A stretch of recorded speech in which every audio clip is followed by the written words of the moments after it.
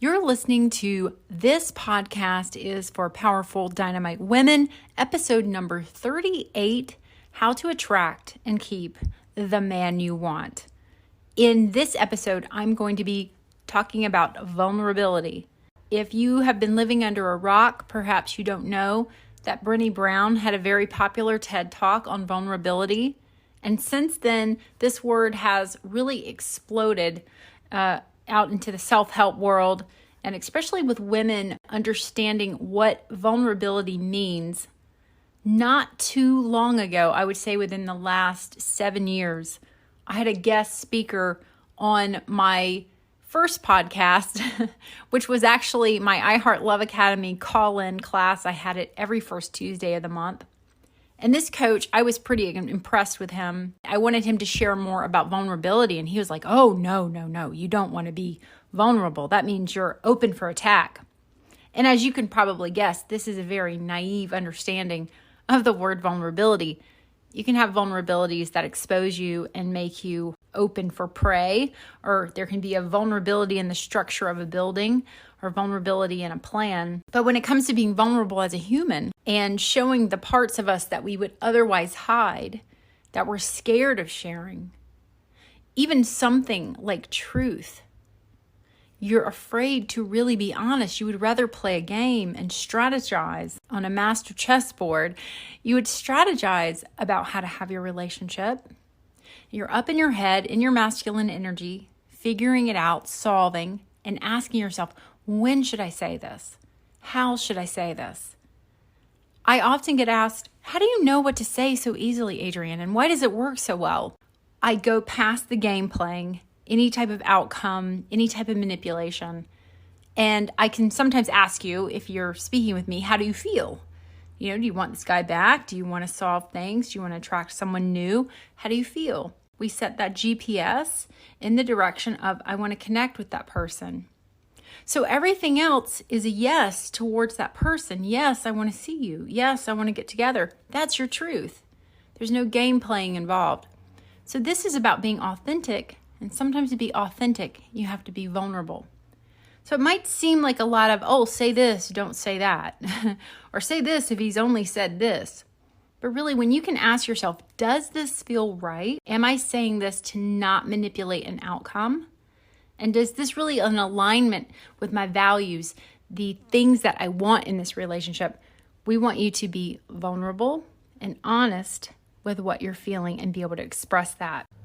The absolute best way to attract a man and keep him is by being vulnerable.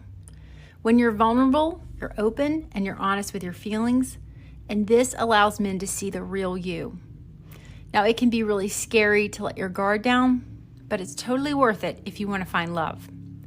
Some ways that you can be vulnerable and honest with your feelings are always up to you how much to share, to make sure you don't overshare, and that you're sharing something to not create an outcome, to not get someone to feel empathy or want to be with you or want to rescue you.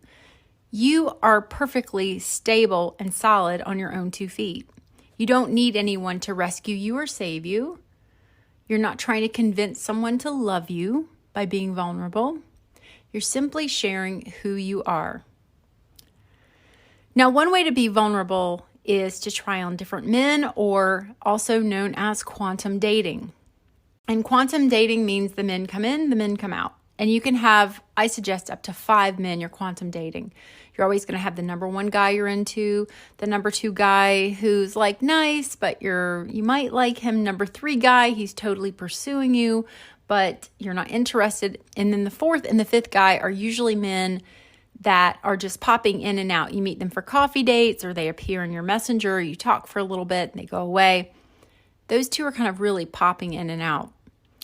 But if you're married or if you're coupled and you are partnered with someone, you're in a relationship, you might say, well, I can't quantum date. I can't go out on dates with 5 men. And you're absolutely right. However, you can in your life begin to focus on accepting arrows and attention from men in a positive way, recognizing that masculine and feminine energy polarity. Just today, I went to see my orthopedic doctor. I felt a little uncomfortable around him, and I could tell he felt a little bit of nervousness, but also professionalism with me. But I could feel that we were on some level a little attracted to each other. And I could really feel it. And that uncomfortable feeling is like, oh my God, I'm with my doctor. I'm not supposed to be attracted to my doctor. My doctor's not supposed to be attracted to me. That is not true. Your doctor, anyone for that matter, might be attracted to you, and you can feel the polarity. You can sometimes feel that invisible energy with a guy you're totally not into. And you might say to your girlfriend, oh, I feel his vibe. It's coming on really strong. You can feel that feminine energy, masculine energy polarity. You can feel this. It's invisible, but you can feel it. So when you can move from like noticing it and not knee-jerk reaction, repelling it, or locking up and freezing and not knowing what to do, and move more into like, I'm just going to experience this. I'm just going to sit here and experience this and absorb it and let it have its effect on me. I'm not going to make anything happen or not happen. So that is a type of vulnerability. You're able to try on these different men just like you would clothes. That's the essence of quantum dating. Not only do you date around and you find the man that's the best fit for you, but if you're partnered, you're attracting different types of masculine energy your way, and it affects your overall vibe. Your husband or partner can feel it. My favorite part of quantum dating is the vulnerable part, the experiencing something new, feeling a little uncomfortable, letting your feelings process without jumping to an automatic, this shouldn't be happening to me. And then noticing how my vibe gets revved up a little bit. And your partner will notice it, and other men around you will notice it, and it'll really snowball. So as you're quantum dating, or if you're with your partner, I don't want you to be afraid to be open and honest with these men. And observe how they respond to your openness and your honesty. Do they get upset? Do they get angry? It's something they don't want to hear. As always, choose your words carefully. Make sure you're not saying, you make me feel. You're simply saying, I feel. And be as succinct as possible. A man might really throw your feelings out the window when this happens. And it will probably happen even with the best partner out there at some point in time. He will not be giving 100%. He won't be at his best. So when that happens, I want you to be willing to just let it go for that time.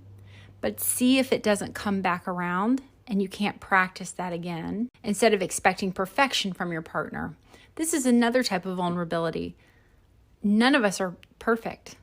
I'm not perfect. You're not perfect. Your partner isn't perfect. They're not always going to say and do the right thing. We can't really react so big and large when they don't give us what we need in that moment. This is the great thing about vulnerability, is that I'm going to be open and honest, but you may not give me what I need.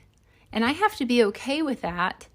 And I have to see if on some other level you're giving me what I need. Are you good at one thing, but not so good at this other thing? And you begin to observe your partner and get realistic about what they're good at and what they're not so good at, and if you can live with it. If a man is not able to embrace your vulnerability, then he's not the right man for you. He can't embrace your vulnerability perfectly, but if most of it feels good and feels right, go with it. You want to have about an 80-20 approach with this. 80% feels very good. 20% will probably not feel good. I use that in my marriage, and I think we are way ahead of 80-20. I think we're probably more like 90-10.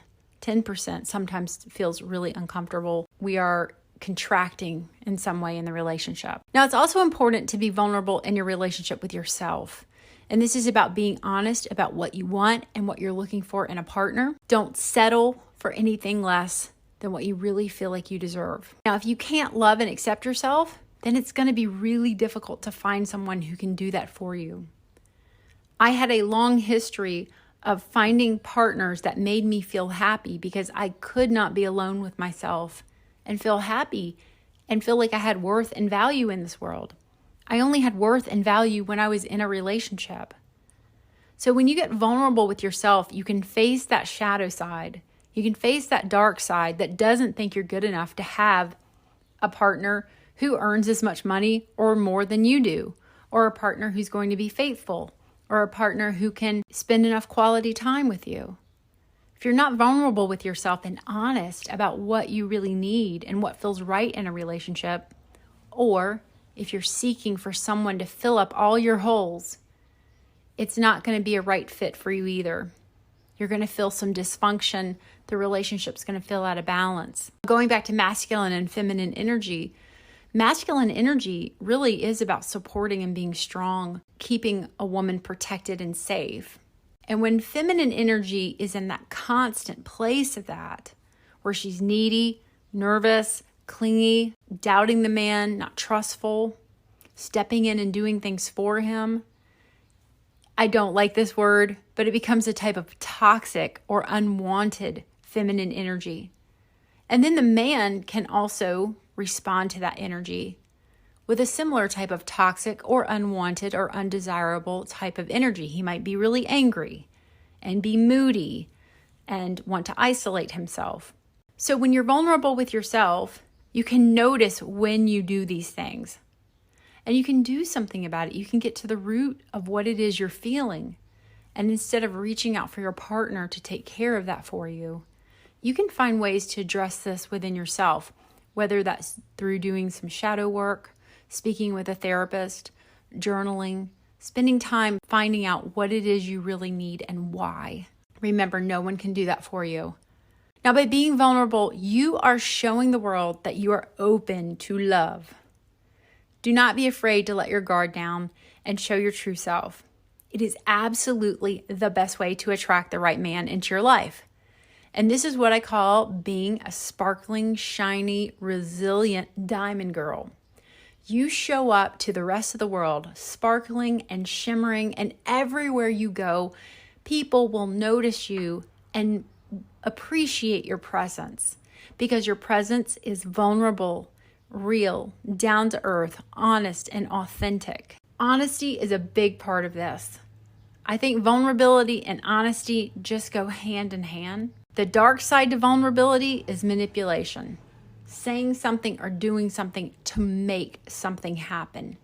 Showing a vulnerability in order to seduce a person or force a person into action.